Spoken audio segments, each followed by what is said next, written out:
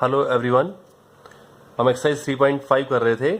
Question number 4 first part हमने इसका किया था। वर्ड प्रॉब्लम्स हैं और इसमें यह कह रहा है कि आप इन वर्ड प्रॉब्लम्स को सॉल्व करें किसी बीज गणितीय विधि से। आपकी मर्जी है, और जब हमारी मर्जी है तो हम ऐसे क्वेश्चन को किस विधि से हल करते हैं जो दो चर वाले रैखिक समीकरण युग्म बनेंगे, उन्हें हम हल करेंगे विलोपन विधि से। इनको हम विलोपन विधि से हल करेंगे। अगर कोई विधि मेंशन नहीं है तो हमारी मर्जी है तो विलोपन विधि से हल करेंगे। ये क्वेश्चन हम पहले कर चुके हैं। ऐसा भिन्न वाला सवाल है। क्या कह रहा है हमें, देखिए कि एक भिन्न 1/3 हो जाती है जब उसके अंश से 1 घटाया जाता है। हर की बात नहीं कर रहा, सिर्फ अंश के ऊपर कंडीशन है। यदि अंश में से 1 कम कर दें तो भिन्न हो जाएगी 1/3। ये पहली शर्त है। यहां से हम बनाएंगे पहला समीकरण। फिर कह रहा है कि वह भिन्न 1/4 हो जाएगी जब हर में 8 जोड़ दिया जाए। तो सेकंड कंडीशन में अंश में कुछ नहीं करना, हर में 8 जोड़ देना है, तो भिन्न हो जाएगी 1/4। वह भिन्न ज्ञात करें। तो जब भी ऐसा सवाल आपके पास आता है भिन्न वाला, हमने पहले भी किया था, हम शुरू करते हैं सवाल को माना अंश बराबर x, माना हर बराबर y। तो शुरू कर रहे हैं हम क्वेश्चन कि माना अंश बराबर x और माना हर बराबर y।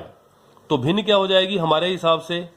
भिन्न हो जाएगी अंश बटा हर, यानी कि x बटा y। ये हमारी भिन्न हो जाएगी।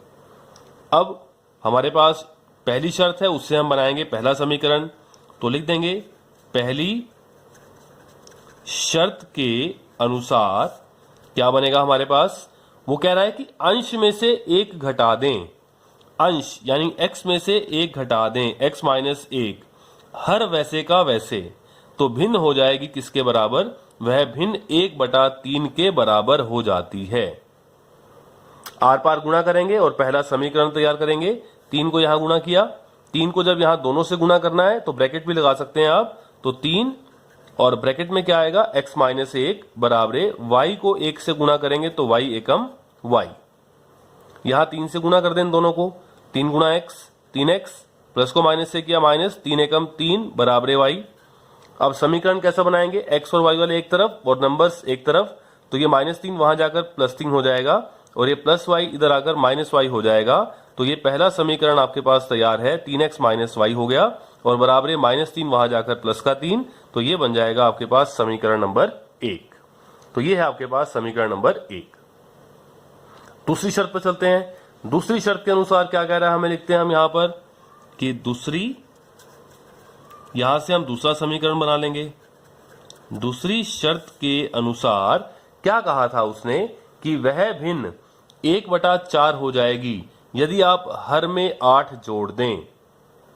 अब की बार हर में 8 जोड़ना है, अंश वैसे का वैसे, और हर यानी कि y में 8 जोड़ दिया तो वह भिन्न क्या हो जाएगी, 1/4। तो ये हो जाएगा 1/4। फिर आर पार गुणा कर दें। 4 को ऊपर गुणा किया इधर x से, तो क्या हो जाएगा 4x बराबर। इसको 1 से गुणा किया और 1 से इन दोनों को गुणा करना है, लेकिन जब 1 से दोनों को गुणा करेंगे तो वही का वही रहेगा, यानी क्या रहेगा y + 8। और यहां से हम समीकरण कैसे बनाएंगे, ये प्लस y इधर ले आए तो क्या हो जाएगा -y। तो 4x - y बराबर 8। ये हो जाएगा समीकरण नंबर 2। तो ये 2 समीकरण हमारे पास तैयार हो गए।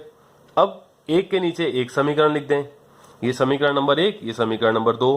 पहला समीकरण 3x - y बराबर 3, समीकरण नंबर 1, और इसके नीचे दूसरा समीकरण 4x - y बराबर 8, समीकरण नंबर 2। अब हमारी मर्जी है कि हम इसे कैसे सोल्व करें, और जब हमारी मर्जी है तो हम इसे विलोपन विधि से हल करेंगे। उसके लिए या तो x वाले बराबर किए जाएंगे या y वाले बराबर किए जाएंगे, लेकिन यहां तो y वाले पहले ही बराबर हैं। आप निशान की बात फिलहाल छोड़ दें, यहां भी आगे 1 है, यहां भी 1 है, बराबर है गुणांक इनके। तो यहां पर या तो जोड़ लेंगे या घटा लेंगे। दोनों निशान सेम हैं, तो जोड़ने का फायदा नहीं है क्योंकि ये कैंसिल नहीं हो पाएंगे। ये -1 और -1 तो -2 हो जाएगा, तो घटाएंगे ताकि निशान अपोजिट हो जाएं। तो नीचे वाले समीकरण को घटाएंगे तो नीचे वाले के निशान पलट जाएंगे, यानी कि चेंज हो जाएंगे। तो जो प्लस का है वो माइनस का हो जाएगा और जो माइनस का है वो प्लस का हो जाएगा। तो क्या बनेगा हमारे पास, ये माइनस, ये प्लस, ये माइनस, प्लस का 3 माइनस का 4 एक्स, प्लस 3 माइनस 4, बड़ी रकम माइनस की है तो निशान माइनस का, और बड़े में से छोटे को घटाएंगे तो 4 में से 3 गया 1 एक्स, तो यहां पे क्या आ जाएगा एक्स। ये माइनस वाई, ये प्लस वाई, ये कैंसिल हो गया, बराबरे ये प्लस 3, ये माइनस 8, प्लस का 3 है माइनस का 8 है, बड़े रकम माइनस की है तो निशान माइनस का, बड़े में से छोटे घटाएंगे तो 8 में से 3 गया तो क्या आएगा 5, माइनस से माइनस कैंसिल, तो x आ गया हमारे पास 5। x का मतलब अंश आ चुका है, अंश आ गया 5। x का मान समीकरण नंबर 1 में रखने पर यहां लिख देंगे हम, x का मान समीकरण नंबर 1 में रखने पर, तो समीकरण नंबर 1 क्या है, जहां जहां समीकरण नंबर 1 में x है वहां 5 रखा जाएगा, और समीकरण नंबर 1 है 3x माइनस वाई बराबरे 3, और x की जगह हम रखेंगे यहां पर 5 रख देते हैं, तो क्या बनेगा 3 ब्रैकेट में 5 माइनस वाई बराबरे 3, 3 पंजे 15 माइनस वाई बराबरे 3, ये प्लस 15 उस साइड जाकर क्या हो जाएगा माइनस 15, और यहां पर क्या रह गया माइनस वाई बराबरे 3 माइनस 15, तो ये क्या आएगा माइनस वाई बराबरे प्लस का 3 है माइनस का 15 है, बड़ी रकम माइनस की है तो निशान माइनस का, और बड़े में से छोटा घटाएंगे 15 में से 3 गया 12, माइनस से माइनस कैंसल, तो यहां से y का मान क्या आ गया 12। तो हमारा आंसर तो आ चुका है, हम यहां लिख देंगे साइड में x 5 और y 12। मैं यहां साइड में कर देता हूं कि x क्या आया हमारे पास, x बराबरे 5 और y बराबरे क्या आया 12, x 5 y 12, यानी कि x का मतलब क्या हुआ अंश बराबरे 5 और हर यानी कि y बराबरे 12, लेकिन आपको तो भिन्न ज्ञात करनी है, तो भिन्न का मतलब x बटा y, तो हमारा आंसर आ चुका है 5 बटा 12, ये आपका आंसर है। आप दोनों बातें चेक कर सकते हैं कि आपकी बात ठीक भी है कि नहीं। पहली शर्त में क्या था हमारे पास, पहली शर्त में था कि आप हर में से 1 घटा दें तो भिन्न 1 बटा 3 हो जाएगी। आप चेक करें आपकी भिन्न क्या है, हर में से आप 1 घटाएं, अंश में से 1 घटाएं, 5 में से 1 कम किया तो क्या आ जाएगा 4 बटा 12, 4 एकम 4, 4 तिये 12, तो क्या वह भिन्न 1 बटा 3 बन रही है, बिल्कुल ठीक है। और दूसरी शर्त के अनुसार हर में 8 जोड़ दें तो भिन्न हो जाएगी 1 बटा 4, हर में 8 जोड़ दें 5 बटा 12 है तो 5 बटा हर में 8 जोड़ दिया, 12 और 8 20, 5 एकम 5, 5 के 20, तो वह भिन्न 1 बटा 4 हो जाती है। तो ये दोनों शर्तें हमने चेक कर ली कि दोनों शर्तें हमारी ठीक भी हैं। ये आपका एक तरह से चेक हो जाता है आंसर, ये करना नहीं है आपको, वैसे साइड में रफ में करके देख सकते हैं कि आपने जो आंसर निकाला है वो ठीक है या गलत है। तो ये हमारा सवाल खत्म हुआ पार्ट नंबर 2 क्वेश्चन नंबर 4 का, और हमारा आंसर आ चुका है कि वो भिन्न क्या बनेगी 5 बटा 12। इसके बाद हम देखेंगे इसका पार्ट नंबर 3। पार्ट नंबर 3 है हमारे पास, और पार्ट नंबर 3 में है कि यश ने एक टेस्ट में 40 अंक प्राप्त किए, और कब प्राप्त किए, जब उसे प्रत्येक सही उत्तर पर तो 3 अंक मिलते हैं। अगर उसका एक क्वेश्चन का जवाब सही है तो उसको 3 नंबर मिलते हैं उसके, और अशुद्ध यानी कि गलत जवाब पर, अगर गलत है उसका जवाब, तो 1 अंक काट लिया जाएगा, यानी कि इसको बोलते हैं नेगेटिव मार्किंग। नेगेटिव मार्किंग यानी कि अगर सही जवाब है तो उसको +3 मिले, और अगर गलत जवाब है तो 1 नंबर काट भी लिया उसका। ये पहली शर्त है, जब सही जवाब पर 3 अंक और गलत जवाब पर 1 अंक काटा गया तो कुल मिलाकर जो उसके नंबर बने हैं वो 40 बने हैं। ये पहली शर्त है आपके पास। दूसरी शर्त में क्या कहता है, यदि उसे सही उत्तर पर 4 अंक मिलते, सही पर तो 4 मिलते और अशुद्ध उत्तर पर 2 अंक काट लिए जाते, तो उसके नंबर कितने बनते, तो यश को 50 अंक प्राप्त होते। आप ये बताएं कि टेस्ट में कुल कितने प्रश्न थे। अब अच्छा सवाल है, आपको यह सोचना है कि कुछ उत्तर उसने सही दिए हैं और कुछ उत्तर उसने गलत दिए हैं।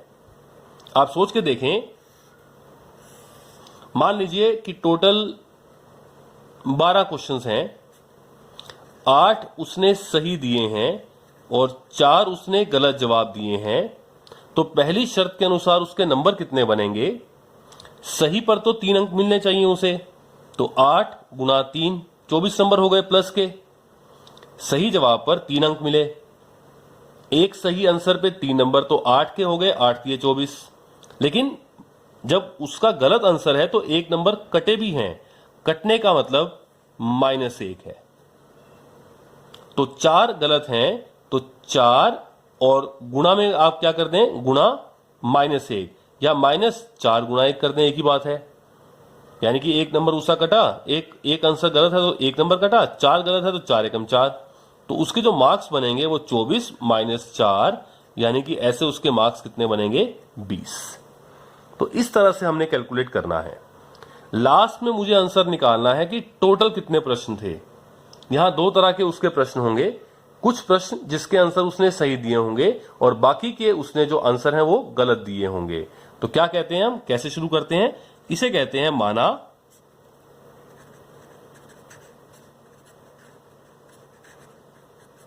सही उत्तर दिए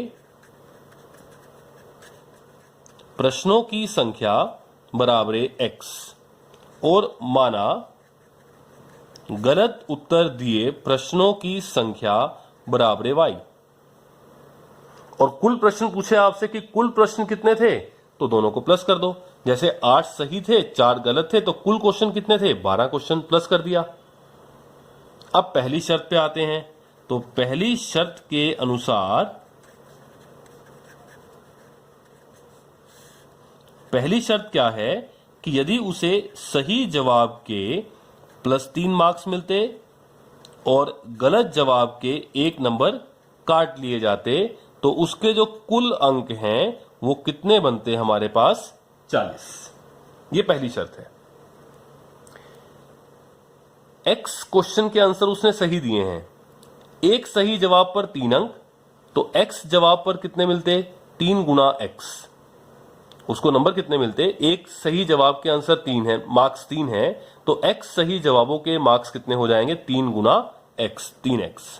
और कटे कितने, माइनस कर दिया, y एकम y, या y को -1 से गुणा करें तो -y आएगा, क्योंकि एक क्वेश्चन गलत के 1 नंबर कट रहे हैं, तो y के कितने कटेंगे, y एकम y, मार्क्स उसके कट जाएंगे, यानी कि -y। तो माइनस यानी कम कितने करने हैं, y गुना 1 यानी कि y। और ये कुल मार्क्स मिलाकर कितने बन गए उसके, 40। ये आ जाएगा हमारे पास समीकरण नंबर 1, पहली शर्त से पहला समीकरण। अब आते हैं दूसरी शर्त पर, बिल्कुल ऐसे ही।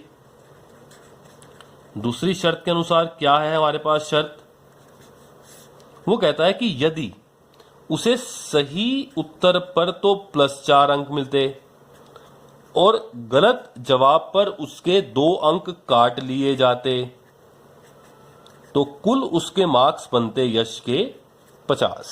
बिल्कुल ऐसे ही है कि सही जवाब पर तो 4 अंक मिल रहे हैं, गलत पर 2 नंबर उससे काटे जा रहे हैं, तो कुल मार्क्स उसके बनते हैं 50। तो कैसे करेंगे, उसने सही जवाब दिए हैं x, एक सही जवाब के 4 नंबर, तो 4 गुना x, यानी कि सही तो आगे उसके 4x सही के लिए। अब इसमें से कुछ कम होंगे जो गलत जवाब दिए, गलत जवाब दिए y, एक गलत जवाब के नंबर कटे 2, तो y गुना 2 यानी कि 2y नंबर उसके कट गए, तो कुल उसके नंबर कितने बनेंगे, 50। ये बन जाएगा समीकरण नंबर 2। लेकिन आप चाहें तो इसको थोड़ा और हल्का फुल्का कर सकते हैं। कैसे काट छाट कर सकते हैं कि 2 इसको भाग भी कर रहा है, 2 इसको भी भाग कर रहा है और 2 इसको भाग भी कर रहा है, तो मैं लेफ्ट साइड से 2 कॉमन निकाल लेता हूं। लेफ्ट से मैंने 2 कॉमन निकाल लिया, तो क्या आएगा, 2x, 2 दूनी 4x, -2 बाहर आ गया, 2 एकम 2y, बराबर क्या है 50। और ये गुना का 2 वहां जाकर क्या हो जाएगा, भाग यानी कि बटा में, तो क्या आएगा 2x - y बराबर 50 बटा 2, और ये कैंसिल हो जाएगा 25 पर, तो ये आएगा 2x - y बराबर 25। इसे हम कहेंगे समीकरण नंबर 2। अब एक के नीचे एक समीकरण लिखें आप और इनको हल करें। हल करने के लिए आपके ऊपर कोई कंडीशन नहीं है, और जब कोई कंडीशन नहीं है तो हम कैसे हल करेंगे इसको, हम इसको विलोपन विधि से हल करेंगे। तो पहला समीकरण है मेरे पास, यहां लिखता हूं मैं 3x - y बराबर 40 समीकरण नंबर 1, और 2x - y बराबर 25 समीकरण नंबर 2। विलोपन विधि से हल करना है तो या x या y वाले बराबर करेंगे और वो बाय चांस पहले ही बराबर हैं y वाले, लेकिन दोनों के निशान सेम है, अपोजिट नहीं है। अपोजिट करने के अगर पहले ही अपोजिट होते तो जोड़ देता मैं, अब अपोजिट करने हैं तो नीचे वाले समीकरण को घटा देंगे। घटाने के लिए नीचे वाले जो समीकरण है उसके निशान क्या हो जाएंगे, चेंज हो जाएंगे। जो प्लस का है वो माइनस का, जो माइनस का है वो प्लस का, और ये जो प्लस का है ये क्या हो जाएगा, माइनस का।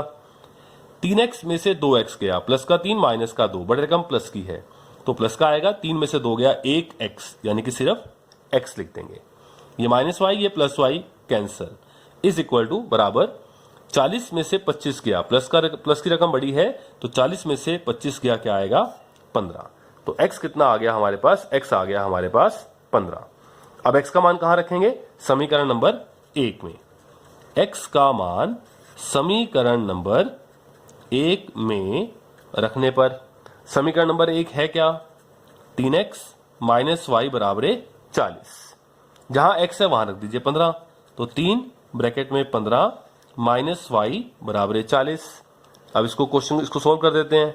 15 दिए 45 माइनस वाई बराबर 40, माइनस वाई तो ऐसे का ऐसे, प्लस 45 वहां जाकर माइनस 45, तो माइनस वाई तो ऐसे का ऐसे, 40 माइनस 45, बड़े रकम माइनस किया तो निशान माइनस का, 45 में से 40 गया 5 तो माइनस 5, माइनस से माइनस कैंसल, तो y क्या आ गया 5। तो मेरे पास आ गया x 15 और y 5। x 15 आने का मतलब सही प्रश्नों की संख्या, मतलब जिसके सही जवाब दिए गए, ऐसे प्रश्नों की संख्या जिसके आंसर उसने सही दिए 15, और ऐसे क्वेश्चन जिसके उसने आंसर गलत दिए वो कितने आए 5। तो उसने पूछा है कुल क्वेश्चन कितने होंगे, तो दोनों को जोड़ देंगे, 15 और 5 20 क्वेश्चन टोटल थे। तो यहां लिख देते हैं x बराबर 15 और y बराबर 5, यानी आप कह सकते हैं सही उत्तर वाले प्रश्नों की संख्या x यानी कि 15, और जितने उसने गलत जवाब दिए, गलत उत्तर वाले प्रश्न यानी कि y बराबर 5, तो उसके एग्जाम में कुल प्रश्न कितने आए थे, 15 प्लस 5 यानी कि 20 प्रश्न। ये आपका आंसर है। ये हुआ हमारा 4th क्वेश्चन का 3rd पार्ट कि कुल प्रश्न कितने हैं। कुल प्रश्न है हमारे पास 20। आप अपना आंसर चेक भी कर सकते हैं। जो पहली शर्त थी, पहली शर्त में ऐसे कह रहा था कि सही के लिए 3 नंबर और गलत के लिए 1 काट लें तो कुल नंबर 40 बनेंगे। आप चेक करें, सही के लिए 15 क्वेश्चन सही हैं तो 15 गुना 3 और माइनस 5 गुना 1, सही के 3 मिल गए, गलत का 1 कट गया, 15 3 45 माइनस 5 तो कितने आ गए 40 नंबर। बिल्कुल ठीक है। दूसरी शर्त कहें कि सही के लिए 4 नंबर और गलत के लिए 2 नंबर कट जाए तो कुल अंक 50 हो जाएंगे। सही के लिए 4 15 क्वेश्चन है और सही के लिए 4 15 गुना 4 माइनस कट जाएंगे, एक क्वेश्चन के 2 नंबर तो 5 गुना 2, 15 चौके 60 माइनस 10 तो कितना आएगा 50 अंक। तो ये हमारे पास आ जाएगा कि अगर दोनों शर्तें हमने चेक भी कर ली, इससे हमें मालूम पड़ गया कि हमारा जो आंसर है वो ठीक है। यानी सही जवाब कितने क्वेश्चंस के दिए 15 के और गलत जवाब कितने के दिए 5 के, तो कुल प्रश्न कितने हुए 20। ये हुआ आपका 4th का 3rd पार्ट। आगे आते हैं क्वेश्चन नंबर 4 के 4th पार्ट के ऊपर। क्वेश्चन नंबर 4 का 4th part very important question, अच्छा क्वेश्चन है, ध्यान से समझने वाला क्वेश्चन है। क्या कह रहा है हमें, एक राजमार्ग पर 2 स्थान A और B, 2 स्थान है एक राजमार्ग के ऊपर। राजमार्ग का मतलब कोई हाईवे है, हाईवे के ऊपर कोई 2 स्थान है और 2 स्थान जो हैं एक A है और एक B है। ये 2 हमारे पास स्थान हैं और ये दोनों आपस में 100 किलोमीटर की दूरी पर है। 2 स्थान A और B 100 किलोमीटर की दूरी पर है। इनके आपस की जो दूरी है वो कितनी है 100 किलोमीटर है। पहली शर्त में क्या कहता है, पहली शर्त बताएगा अभी कि एक कार तो बिंदु A से और दूसरी कार बिंदु B से एक ही समय पर चलना प्रारंभ करती है। यदि ये कारें भिन्न भिन्न, दोनों की अलग अलग चाल है, भिन्न भिन्न चालों से एक ही दिशा में चलें तो वो 5 घंटे के बाद मिलेंगी। ये पहली शर्त है। दोनों कारें हैं, एक A से चलना शुरू करती है, एक B से।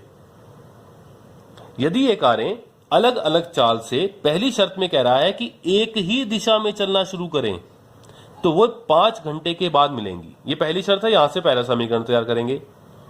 दूसरी शर्त, यदि वे विपरीत दिशा में चलें तो वे 1 घंटे के बाद मिलती हैं। दोनों कारों की चाल ज्ञात करें। आपको क्वेश्चन समझ में आना चाहिए, वेरी इंपॉर्टेंट क्वेश्चन। कोई राजमार्ग है, राजमार्ग का मतलब कोई सड़क है, मान लीजिए ये सड़क है और यहां कोई 2 बिंदु हैं। मान लीजिए एक बिंदु ये रहा मेरे पास A और एक बिंदु ये है B, और इनके जो बीच की दूरी है वो कितनी है? 100 किलोमीटर। दोनों कारें, एक कार A पर है, एक कार B पर है, एक ही समय में A से और B से चलना शुरू करेंगी। पहली शर्त में दोनों कारें एक ही दिशा में चलेंगी। मान लीजिए कि B जो कार है वो इस साइड जा रही है और A वाली जो कार है वो इस साइड जा रही है, सेम दिशा। अपोजिट दिशा कब बनेगी विपरीत दिशा? कि A तो इधर जा रही हो और B इधर जा रही हो, तो बनेगी विपरीत दिशा। अब सेम दिशा में जा रही है, मान लीजिए ये कार भी इस दिशा में और ये कार भी इस दिशा में जा रही है। तो वो कह रहा है कि यदि दोनों कारें एक ही समय में अलग अलग चालों से एक ही दिशा में चलें, जो B पर कार है वो इस साइड जा रही है, जो A पे कार है वो भी इस साइड जा रही है, तो दोनों कारें कितनी देर के बाद मिलेंगी? दोनों कारें 5 घंटे के बाद मिलेंगी। अब इसका मतलब क्या हुआ? दोनों कारें 5 घंटे के बाद मिलेगी। तो आप थोड़ा सोच के देखें कि जो कार बिंदु B से चल रही है उसकी स्पीड कम होगी और जो A से चल रही है उसकी स्पीड थोड़ी ज्यादा होगी। इसका मतलब तभी तो A ने ये 100 किलोमीटर फालतू कवर कर लिया 5 घंटे में। 5 घंटे के बाद मान लीजिए जो B कार है वो 5 घंटे के बाद यहां पहुंच जाती है। B कार 5 घंटे के बाद यहां पहुंच जाती है और जो A से कार चली है वो भी 5 घंटे के बाद यहीं पर पहुंच जाती है, 5 घंटे के बाद।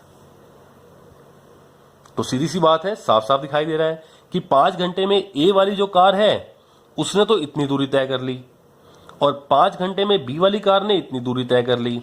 और यह भी मालूम पड़ रहा है मुझे साफ साफ कि एक A से जो कार चली है उसने 5 घंटे में B वाली कार से 100 किलोमीटर की दूरी ज्यादा तय कर ली। तो इससे हम पहला समीकरण बनाने वाले हैं। तो क्वेश्चन को शुरू करते हैं। मुझे निकालना क्या है? दोनों कारों की चालें ज्ञात करनी है। अलग अलग चाल है और इसके हिसाब से जो मैंने मान लिया, जो A बिंदु से कार चल रही है उसकी स्पीड ज्यादा है और B वाली की स्पीड उससे कम है। कहीं ना कहीं एक तो मानना पड़ेगा। तो मैं ये मान लेता हूं कि माना A से चलने वाली कार की चाल बराबर x किलोमीटर प्रति घंटा। h का मतलब आवर, घंटा, यानी कि 1 घंटे में, आप इसे ऐसे भी कह सकते हैं किलोमीटर प्रति घंटा, x किलोमीटर प्रति घंटा आप ऐसे भी कह सकते हैं। यानी कि ये जो गाड़ी है 1 घंटे में x किलोमीटर की दूरी तय कर लेती है। और मैंने क्या माना B से चलने वाली कार की चाल बराबर y किलोमीटर प्रति घंटा। अब मैं आता हूं पहली शर्त पे। ये पहली शर्त का मैंने चित्र ऊपर बना दिया, आप चाहें तो इसके बाद नीचे बना सकते थे। तो मैं यहां लिखता हूं, पहली शर्त पे आते हैं। अब पहली शर्त में हम पहले क्या निकालेंगे? मैं ये निकालता हूं कि जो A से चलने वाली कार है उसने 5 घंटे में दूरी कितनी तय की। तो बहुत आसान है। जो A से कार चल रही है वो 1 घंटे में x किलोमीटर की दूरी तय करती है, तो 5 घंटे में कितनी दूरी तय करेगी? 5 गुणा x, यानी कि 5x किलोमीटर। तो ये जो आपको यहां से लेकर यहां तक की दूरी दिखाई दे रही है, आपको जो यहां से लेकर यहां तक की दूरी दिखाई दे रही है, ये वाली, ये दूरी, ये 5x है। और ये जो आपको दूरी दिखाई दे रही है ये 5 घंटे में यहां से यहां पहुंची है कार B से चलने वाली। 1 घंटे में y किलोमीटर चलती है, तो 5 घंटे में कितनी दूरी चलेगी? ये यहां से लेके यहां तक 5y किलोमीटर की दूरी तय करेगी। मैं चित्र को फिर से समझा देता हूं साफ साफ, आप फिर से समझ सकते हैं इस चित्र को। ये एक कार A से चली है, एक कार B से चली है। इन दोनों के बीच की दूरी कितनी है? 100 किलोमीटर। ये जो कार A से चली है और ये जो B से चली है, मान लो B से जो कार चली है वो 5 घंटे के बाद यहां पहुंच जाती है। तो उसने कितनी दूरी तय की? 1 घंटे में y किलोमीटर, तो 5 घंटे में कितनी दूरी तय करेगी ये? 5y kilometre. और 5 घंटे में ये कार, क्योंकि उसने ये कहा है कि जो दोनों कारें एक ही दिशा में चलें, तो 5 घंटे के बाद वो मिल जाती हैं आपस में एक ही जगह पे। तो 5 घंटे में इस कार ने कितनी दूरी तय की? 1 घंटे में x किलोमीटर, तो 5 घंटे में 5x किलोमीटर। तो ये दूरी कितनी है यहां से यहां तक? 5x। ये दूरी कितनी है? 5y। तो 5x में से ये 5y है, तो ये भी 5y हो जाएगा। 5x में से 5y घटाएं तो ये कितना बचेगा? ये बचेगा 100। यानी कि ये दूरी 5x दूरी 5y दूरी से कितनी ज्यादा है? 100 किलोमीटर। यानी कि जो A से कार चली है उसने B वाली कार से 100 किलोमीटर एक्स्ट्रा दूरी तय की है। 5x माइनस 5y बराबर 100, ये बनेगा आपका पहला समीकरण। और ये जो मैं दूरी निकाल रहा हूं कि 5x दूरी कैसे आई, आप इसको फॉर्मूले से भी निकाल सकते हैं। फॉर्मूला क्या होता है हमारे पास? आपको पता होगा कि जो दूरी का फॉर्मूला है, दूरी बराबर चाल गुना समय। कोई इसको ऐसे याद करता है कि जो समय का फॉर्मूला होता है वो क्या होता है? दूरी बटा चाल। बात एक ही है, आर पार गुना किया, चाल यहां पे आके गुना हो जाएगी, तो दूरी बराबर चाल गुना समय। तो मैं ये निकालता हूं पहली शर्त के लिए मैं निकालता हूं कि ए कार द्वारा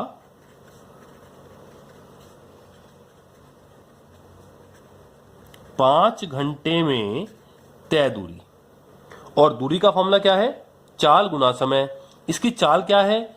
x किलोमीटर प्रति घंटा, और समय कितना लगा? 5 घंटे। तो कितना आ जाएगा? 5x kilometre. इसी तरह B कार द्वारा 5 घंटे में तय दूरी बराबर y गुना 5, चाल गुना समय, यानी कि आ जाएगा 5y किलोमीटर। और पहली शर्त के अनुसार 5 घंटे के बाद वो दोनों यहां जाके मिल गई कारें। यानी कि 5 घंटे के बाद इसने जब 5x दूरी तय कर ली और इसने 5y दूरी तय कर ली, तो यहां पे आके मिल गई। तो इसका मतलब क्या हुआ कि दोनों जब यहां आके मिल गई हैं, तो इसने 5x दूरी तय की, इसने 5y दूरी तय की। जो कार A है उसने इससे 100 किलोमीटर की दूरी तय की एक्स्ट्रा। तो 5x माइनस 5y यहां से भी देख रहे हैं आप, तो बराबर कितना आ जाएगा? 100। तो 5x माइनस 5y बराबर 100। और यहां से आप इसको समीकरण नंबर 1 कहें, या इसको थोड़ा और ठीक कर सकते हैं, 5 कॉमन निकालकर आप 5 कॉमन निकाल सकते हैं। x माइनस वाई रह जाएगा बराबर 100, और ये गुना का 5 वहां जाके भाग में हो जाएगा। तो x माइनस वाई बराबर क्या हो जाएगा? 100 बटा 5, और 5 दूनी 10, 0। तो ये आ जाएगा x माइनस वाई बराबर 20। ये आ जाएगा आपके पास समीकरण नंबर 1। बहुत अच्छा क्वेश्चन है ये पहली शर्त हमने पूरी कर दी। अब आएंगे हम दूसरी शर्त के ऊपर। दूसरी शर्त में क्या कहता है कि यदि ये कारें विपरीत दिशा में चलें तो 1 घंटे के बाद मिल जाएंगी। यानी कि अब की बार क्या होगा? जो A कार है वो इस साइड चलेगी, और B कार है इस साइड नहीं, इससे अपोजिट यानी कि इस साइड चलेंगी। तो वो दोनों 1 घंटे के बाद मिल जाएंगी। तो इसका थोड़ा चित्र से समझते हैं इसको, और फिर इसका समीकरण बनाते हैं दूसरी शर्त पर। तो दूसरी शर्त में कह रहा है, वैसा ही है कि ये A कार है, ये B कार है, B बिंदु है, इन दोनों के बीच की दूरी 100 किलोमीटर है। अब की बार दोनों कारें अपोजिट दिशा में, विपरीत दिशा में चल रही हैं। इसका मतलब क्या होगा विपरीत दिशा में? कि मान लीजिए A वाली जो कार है वो चलती है इस साइड और B वाली इस साइड, तो वो 1 घंटे के बाद मिल जाएंगी। अच्छा, 1 घंटे में A वाली कार कितनी दूरी तय कर लेगी? जब उसकी जो चाल x किलोमीटर प्रति घंटा है, जो A वाली कार है उसकी जो चाल है वो x किलोमीटर प्रति घंटा, और जो B वाली जो कार है उसकी चाल y किलोमीटर प्रति घंटा। तो जो A से चलने वाली कार है वो कितनी दूरी तय करेगी? 1 घंटे में x किलोमीटर, और ये 1 घंटे में y किलोमीटर। और लगभग मुझे ये मालूम है कि ये वाली स्पीड इससे ज्यादा है, चाल इससे ज्यादा है। तो 1 घंटे में ये कार मान लीजिए यहां से लेके यहां तक पहुंच जाती है 1 घंटे में, और जो बी वाली कार अपोजिट, जब ये इस तरफ गई है तो बी इसके अपोजिट इस तरफ चलेगी कार, और वो 1 घंटे में यहां पर आकर मिल जाएगी। तो 1 घंटे में ए वाली कार ने कितनी दूरी तय की, x किलोमीटर, और बी वाली कार ने कितनी दूरी तय की, y किलोमीटर। और यहां से क्या बनेगा आप देख लीजिए, जब दोनों यहां मिल गई तो इसने x किलोमीटर, इसने y किलोमीटर, तो टोटल कितनी दूरी तय हो गई, 100 किलोमीटर। यानी कि x प्लस वाई बराबर कितना आ जाएगा, 100 किलोमीटर। तो मैं यहां लिख देता हूं कि 1 घंटे में ए कार द्वारा तय दूरी, वो तो चाल से अंडरस्टूड है। जब उसकी चाल x किलोमीटर प्रति घंटा है तो इसका मतलब ही क्या होता है कि 1 घंटे में x किलोमीटर की दूरी तय होगी। तो 1 घंटे में ए कार द्वारा तय दूरी बराबर x किलोमीटर, और 1 घंटे में बी कार द्वारा तय दूरी बराबर y किलोमीटर। और दूसरी शर्त के अनुसार क्या बनेगा कि वो 1 घंटे के बाद मिल गई हैं, अगर अपोजिट डायरेक्शन में चल रही थी। इसने x दूरी तय की, इसने y दूरी 1 घंटे में, दोनों को प्लस कर दो, टोटल हो गया 100 किलोमीटर। तो x प्लस वाई बराबर 100 किलोमीटर। यह आ जाएगा समीकरण नंबर 2। तो 2 शर्तों से हमने 2 समीकरण तैयार कर लिए हैं। अब दोनों को एक के नीचे एक रख के हम सोल्व करेंगे। पहला समीकरण क्या था मेरे पास, x माइनस वाई बराबर 20। तो यहां लिखता हूं मैं x माइनस वाई बराबर 20, समीकरण नंबर 1, और इसके नीचे समीकरण नंबर 2 x प्लस वाई बराबर 100, समीकरण नंबर 2। अब मेरे ऊपर कोई कंडीशन नहीं है तो मैं इसको विलोपन विधि से हल करने वाला हूं, और x वाले पहले ही बराबर हैं और y वाले भी पहले ही बराबर हैं, दोनों बराबर हैं। अब यहां पे अगर आप x को खत्म करना चाहते हैं तो दोनों को घटा दें क्योंकि सेम निशान है, लेकिन अगर आप y को देखें तो पहले ही माइनस वाई है, पहले ही प्लस वाई है, तो आपको निशान चेंज करने की जरूरत नहीं है। आप इन दोनों समीकरणों को सिर्फ जोड़ दें तो ये माइनस वाई और प्लस वाई कैंसिल हो जाएगा। 1x और 1x क्या हो जाएगा, 2x बराबर 100, और 20 क्या हो जाएगा, 120। ये गुना का 2 वहां जाकर क्या हो जाएगा, भाग में यानी कि बटा में। तो ये आ जाएगा 2 छके 12 और 0, यानी कि x आ गया 60। और इसका मतलब ये भी हुआ कि जो ए बिंदु से चलने वाली कार है उसकी जो चाल है वो 60 किलोमीटर प्रति घंटा है। अब y का मान निकाल देते हैं। x का मान समीकरण नंबर 1 में रखो या 2 में, या आपकी मर्जी है, कहीं मर्जी रखें। तो x का मान समीकरण नंबर 1 में रखने पर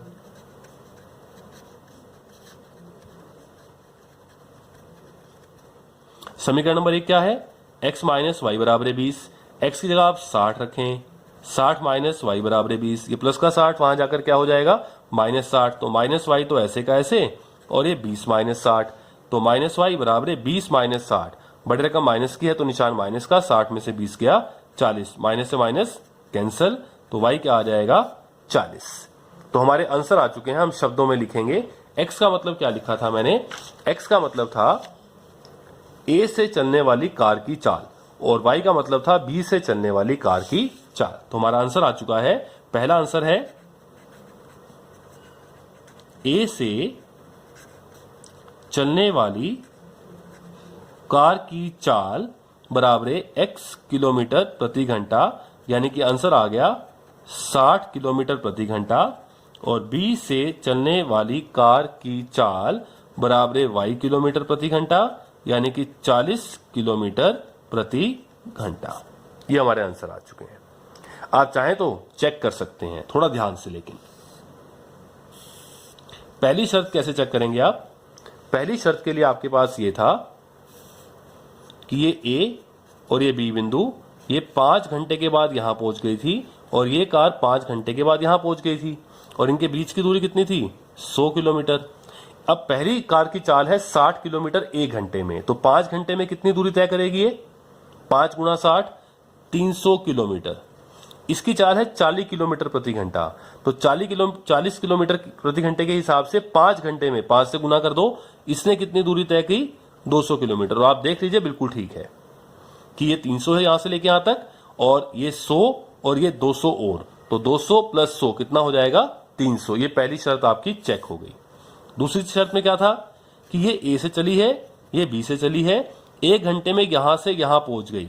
1 घंटे में कितनी दूरी तय की इसने, 60 किलोमीटर, और इसने यहां से यहां तक कितनी दूरी तय की, 40 किलोमीटर, क्योंकि इसकी स्पीड 40 किलोमीटर प्रति घंटा है। और आप चेक कर लें कि दोनों का जोड़ कितना आ रहा है, ये 60 किलोमीटर और ये 40, यहां आके दोनों मिल जाएंगे 1 घंटे में। 60 और 40 कितना हो गया, 100 किलोमीटर। तो ये आपने चेक भी कर लिया और फाइनल आपका आंसर क्या आया कि ए से चलने वाली कार की चाल है 60 किलोमीटर प्रति घंटा और बी से चलने वाली कार की चाल क्या है, 40 किलोमीटर प्रति घंटा। तो 2 चाल आपको निकालनी थी कारों की, वो हमने निकाल कर दे दी। ये हुआ क्वेश्चन नंबर 4 का 4th पार्ट। अब इसका एक लास्ट पार्ट और रह गया है, वो देखते हैं। लास्ट पार्ट नंबर 5 है। एक आयत का क्षेत्रफल, आयत का क्षेत्रफल लंबाई गुणा चौड़ाई 9 वर्ग इकाई कम हो जाता है। जब भी क्षेत्रफल आएंगे तो वो वर्ग में आते हैं, या वर्ग सेंटीमीटर, या वर्ग मीटर, या वर्ग किलोमीटर, या वर्ग गज। क्षेत्रफल हमेशा वर्ग इकाई में आते हैं। यहां पर इकाई कह रहा है क्योंकि ना तो ये सेंटीमीटर कह रहा, ना मीटर कह रहा, ना किलोमीटर, ना फीट, ना गज। तो सबसे सेफ रहता है जब ना मालूम हो आपको, आपने बात ना करनी हो सेंटीमीटर की या मीटर की या किलोमीटर की, तो आप इकाई कह दें। तो 9 वर्ग इकाई, एक आयत का क्षेत्रफल 9 वर्ग इकाई कम हो जाता है यदि, कब, उसकी लंबाई तो 5 इकाई कम कर दें और चौड़ाई 3 अंक बढ़ा दें। तब यदि हम एक आयत में लंबाई को 5 कम कर दें और चौड़ाई को 3 बढ़ा दें, तो जो नया क्षेत्रफल आएगा वो पहले वाले क्षेत्रफल से 9 वर्ग इकाई कम हो जाएगा। ये पहली शर्त। दूसरी शर्त, यदि हम लंबाई को 3 इकाई और चौड़ाई को 2 इकाई बढ़ा दें, दोनों को बढ़ाना है, लंबाई भी 3 बढ़ा दें, चौड़ाई भी 2 बढ़ा दें, तो नया जो क्षेत्रफल आएगा बढ़ जाएगा। तो क्षेत्रफल 67 वर्ग इकाई बढ़ जाएगा। तो जो वास्तव में आयत थी आपकी ओरिजिनल, उसकी विमाएं यानी कि लंबाई और चौड़ाई ज्ञात करें। हम मान लेते हैं आयत की विमाएं ज्ञात करनी है, यहीं से हम क्वेश्चन शुरू करेंगे कि मान लेंगे आयत की लंबाई बराबर है x और मानेंगे आयत की चौड़ाई बराबर है y। और सेंटीमीटर या मीटर नहीं कहेंगे, इकाई कहेंगे हम भी, क्योंकि हमें नहीं मालूम कि सेंटीमीटर में बात करनी है या मीटर में बात करनी है। तो हम क्वेश्चन शुरू कर रहे हैं। माना आयत की लंबाई बराबर x मात्रक कह लेते हैं या इकाई कह लेते हैं, और माना आयत की चौड़ाई बराबर y इकाई। तो इस आयत का वास्तविक क्षेत्रफल क्या होगा? तो इस आयत का क्षेत्रफल है क्या वास्तव में? जो वास्तविक क्षेत्रफल है वो क्या होता है? लंबाई गुना चौड़ाई, यानी कि x गुना y।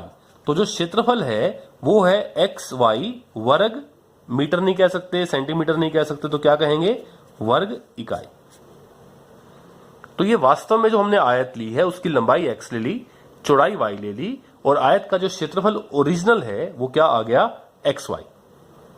अब हम आएंगे पहली शर्त के ऊपर। पहली शर्त, तो पहली शर्त में तो आयत की जो नई लंबाई बनेगी वो क्या होगी? वो कह रहा था कि यदि उसकी लंबाई 5 इकाई कम कर दें, x में से 5 कम कर दें, और नई चौड़ाई क्या आएगी हमारे पास? चौड़ाई 3 इकाई बढ़ा दें, तो y में 3 प्लस कर दें, तो नया क्षेत्रफल क्या आएगा आपके पास? वही लंबाई गुना चौड़ाई, तो x माइनस 5 गुना y प्लस 3, ये नया क्षेत्रफल आएगा। अब पहले इसको पूरा सोल्व कर लें आप, भाई आता क्या है ये? बराबर, पहले x को y से गुना किया, एक्स वाई, प्लस को प्लस से किया तो प्लस का 3 गुना x 3x, माइनस को प्लस से किया तो माइनस 5y, और माइनस को प्लस से किया तो माइनस 5 दिए 15। ये हमारे पास आ गया नया क्षेत्रफल। और प्रश्नानुसार क्या दिया है मुझे? उसने मुझे ये कहा था कि आयत का क्षेत्रफल 9 वर्ग इकाई कम हो जाएगा। आयत का क्षेत्रफल 9 वर्ग इकाई कम हो जाएगा यदि उसकी लंबाई 5 इकाई कम कर दें और चौड़ाई 3 इकाई बढ़ा दें। तो नया क्षेत्रफल ये आ गया। चलिए, या तो आप इसको बाद में सोल्व कर लें, चलिए या अभी सोल्व कर देते हैं। आप इसको भी ऐसे ही रख लें, कि ये नया क्षेत्रफल है, इसको बाद में सोल्व कर लेंगे, नहीं तो कंफ्यूजन बढ़ जाएगा आपका। नई लंबाई x माइनस 5, नई चौड़ाई y प्लस 3, नया क्षेत्रफल लंबाई गुना चौड़ाई, ये आ गया। अब उसने मुझे क्या कहा था कि एक आयत का क्षेत्रफल 9 वर्ग इकाई कम हो जाता है यदि लंबाई हम 5 कम कर दें, चौड़ाई 3 बढ़ा दें। तो ये जो नया क्षेत्रफल है ये पहले वाले क्षेत्रफल से कितना कम है? 9 कम है। ये क्षेत्रफल पहले वाले से कितना कम है? 9 कम है। यानी कि ज्यादा कौन सा है? पहले वाला। कम कौन सा है? नए वाला। कितना कम है? 9 कम है। तो बड़े में से छोटा घटा दें, बराबर 9 आएगा। ये बात ध्यान से करनी है। नया क्षेत्रफल पहले वाले क्षेत्रफल से 9 वर्ग इकाई कम हो जाता है। ये क्षेत्रफल नए वाला ये पहले वाले से 9 कम है, तो बड़े वाले में से छोटे वाला घटा दें तो बराबर क्या आएगा? 9। यानी कि प्रश्नानुसार एक्स वाई में से क्या घटा दें? ये घटा दें। x माइनस 5 गुना y प्लस 3 घटा दें तो इनका अंतर कितना है? बराबर 9। यहां से हम पहला समीकरण तैयार करते हैं। अब ध्यान से घटाना है। एक्स वाई तो ऐसे का ऐसे माइनस, अब माइनस के बाद मैं इनको गुना करने वाला हूं और 3-4 रकम आएंगी, 3-4 पद आएंगे। तो मैंने क्या लगा दी? यहां पे ब्रैकेट, क्योंकि बाहर माइनस है तो सबके निशान को पलटेगा, वो चेंज करेगा। पहले एक्स को वाई से गुना किया, एक्स वाई, प्लस को प्लस से किया, प्लस का 3x, माइनस 5 को y से गुना किया, माइनस 5y, माइनस को प्लस से किया, माइनस 5 दिए 15 और बराबर क्या है? 9। अब माइनस से गुना कर दें सबको तो सबके निशान पलट जाएंगे। तो क्या हो जाएगा? xy, ये माइनस जो प्लस xy था माइनस xy हो गया, प्लस 3x माइनस 3x हो गया, माइनस 5y प्लस 5y हो गया, और ये माइनस और माइनस से गुना किया तो क्या हो गया? प्लस 15। सबके निशान चेंज हो गए। और ये जो प्लस 9 है इसको भी आप इधर ले आए, माइनस 9 और बराबर क्या रह गया? 0। एक्स वाई से एक्स वाई कैंसिल हो गया। तो मेरे पास क्या आ गया? Minus 3x plus 5y।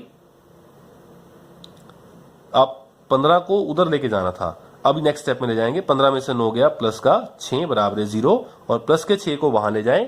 या ऐसे करें कि x वाली रकम को अगर आपने प्लस का बनाना है तो बजाय के 6 को वहां लेके जाने के 6 को तो आप यहां रहने दें, x और y को उधर ले जाएं।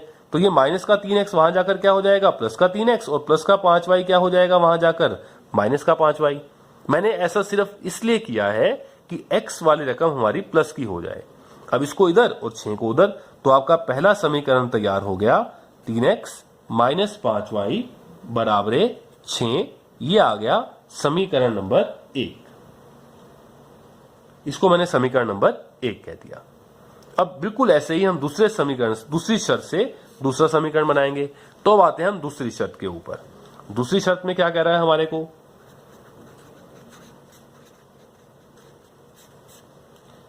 दूसरी शर्त में नई लंबाई क्या होगी? उसने ये कहा है क्वेश्चन में कि यदि हम लंबाई को 3 और चौड़ाई को 2 बढ़ा दें, लंबाई को भी बढ़ाना है, चौड़ाई को बढ़ाना है, लंबाई को 3 बढ़ाना है, चौड़ाई को 2 बढ़ाना है, तो जो नया क्षेत्रफल होगा वो 67 वर्ग इकाई ज्यादा हो जाएगा पहले वाले से। तो लंबाई को 3 इकाई बढ़ा दें तो नई लंबाई क्या बनेगी हमारे पास? नई लंबाई बराबर, पहले लंबाई कितनी थी? x, उसमें हमने 3 जोड़ दिया, x प्लस 3। और नई चौड़ाई क्या होगी हमारे पास? इसमें हमने 2 जोड़ दिया। तो नया क्षेत्रफल क्या होगा? लंबाई गुना चौड़ाई, यानी कि x प्लस 3 गुना y प्लस 2। मैं गुना नहीं कर रहा, इसको बाद में देखेंगे। अब ये नया क्षेत्रफल है। ये नया क्षेत्रफल पहले वाले क्षेत्रफल से, पहले वाला क्षेत्रफल कितना था ओरिजिनल? xy, पहले वाले से कितना ज्यादा है? ये क्षेत्रफल, जो ये क्षेत्रफल है ये एक्स वाई से कितना ज्यादा है? 67 ज्यादा है। अब की बार ये ज्यादा है, किससे ज्यादा है? एक्स वाई से। कितना ज्यादा है? 67। तो बड़े में से छोटा घटाएंगे तो बराबर क्या आएगा? 67। तो प्रश्नानुसार यहां से करते हैं, दूसरा समीकरण तैयार करेंगे। तो क्या आएगा हमारे पास? ये नया क्षेत्रफल है, ये पहले वाले से 67 ज्यादा है, तो बड़े में से छोटा घटाएंगे तो बराबर 67 आएगा। तो प्रश्नानुसार क्या करेंगे हम यहां पर?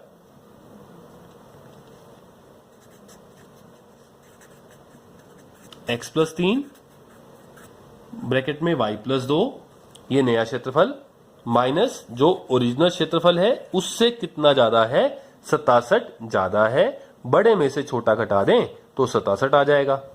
अब हल कर लें। पहले x को y से गुना किया xy, फिर x को +2 से किया तो +2x, +3 को y से किया 3y, प्लस को प्लस से किया +3 दूनी 6 और ये -xy बराबर क्या है 67। प्लस xy से -xy कैंसिल, ये +6 को आप उस साइड ले जाएं तो ये आ जाएगा 2x + 3y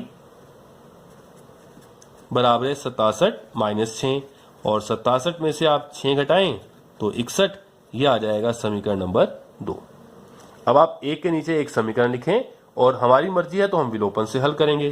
पहला समीकरण हमने क्या बनाया था, पहला समीकरण था हमारे पास 3x - 5y बराबर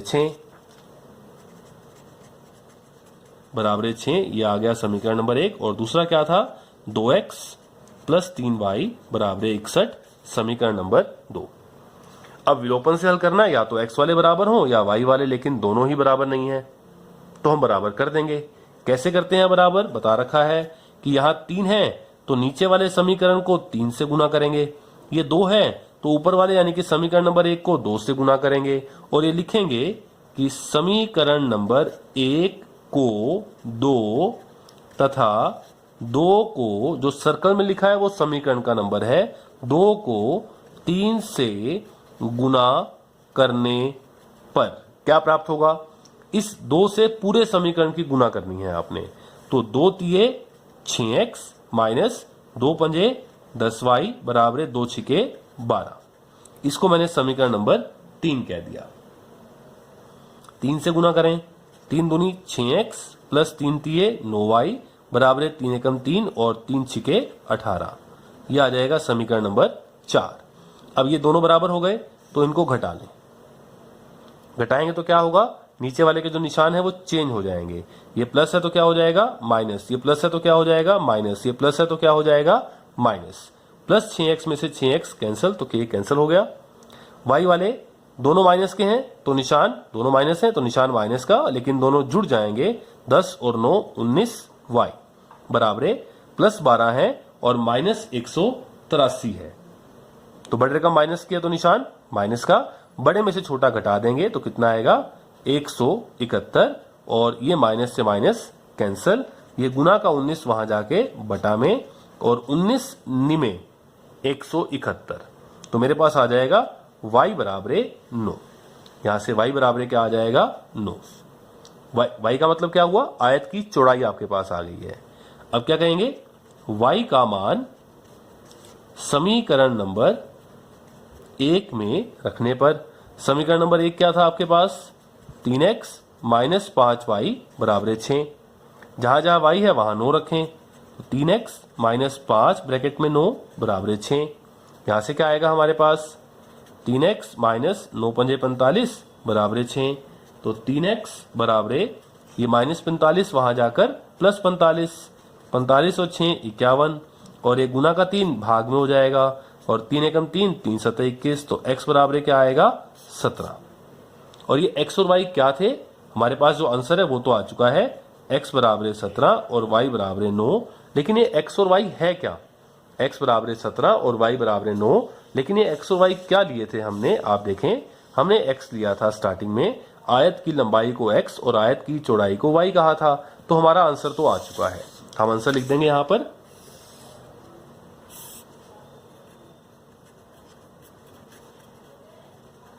आयत की लंबाई बराबर x, x का मतलब 17 इकाई और आयत की चौड़ाई यानी कि y बराबर 9 इकाई।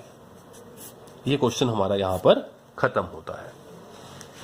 आप चाहें तो चेक कर सकते हैं पहली और दूसरी शर्त दोनों को। आप पहले ये निकालें कि जो आयत का क्षेत्रफल है वो क्या था, आयत की लंबाई कितनी है 17, चौड़ाई कितनी है 9, तो क्षेत्रफल क्या होता है लंबाई गुना चौड़ाई।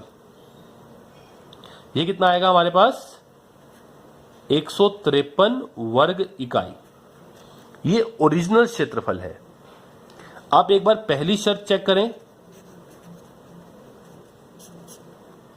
पहली शर्त में नई लंबाई और नई चौड़ाई क्या थी हमारे पास नई लंबाई 5 कम और नई चौड़ाई 3 ज्यादा। लंबाई में से 5 कम करें तो 17 में से 5 कम किया तो कितना आ गया 12, और नई चौड़ाई कितनी है 9 में आप 3 जोड़ दें, 9 और 3 12, तो नया क्षेत्रफल क्या आएगा, नई लंबाई गुना नई चौड़ाई क्या हो जाएगा 144। और वो कह रहा था कि आयत का क्षेत्रफल 9 वर्ग इकाई कम हो जाएगा। आप चेक करें क्या 9 वर्ग इकाई कम हुआ, ये 153, ये 144, ये पहले वाले से 9 कम हो गया। ये आपकी पहली शर्त चेक हो गई। आप दूसरी शर्त पे आए। दूसरी शर्त में क्या होगा, लंबाई भी 3 ज्यादा और चौड़ाई 2 ज्यादा, तो नई लंबाई कितनी हो जाएगी 3 ज्यादा, 17 में 3 जोड़ दें 20, और नई चौड़ाई कितनी हो जाएगी 2 ज्यादा, 9 में 2 जोड़ दें 11, तो नया क्षेत्रफल क्या हो जाएगा, लंबाई गुणा चौड़ाई, तो कितना आएगा 220। क्या नया क्षेत्रफल, और दूसरी शर्त में था कि यदि हम लंबाई को 3 और चौड़ाई को 2 इकाई बढ़ा दें तो क्षेत्रफल 67 वर्ग इकाई बढ़ जाएगा। तो क्या अब जो नया क्षेत्रफल है ये पहले वाले से 67 ज्यादा है, बिल्कुल है। आप इसमें से इसको घटाकर देख लें तो आपके पास 67 आ जाएगा, तो नया क्षेत्रफल पहले वाले से 67 बढ़ जाएगा। तो एक तरह से आपका आंसर भी चेक हो जाएगा कि आप जो कर रहे हैं वो ठीक है या गलत है। अब यहां पर हमारा ये 3.5 एक्सरसाइज है, सारी वर्ड प्रॉब्लम खत्म हो गई है, 3.5 एक्सरसाइज खत्म हो गई है।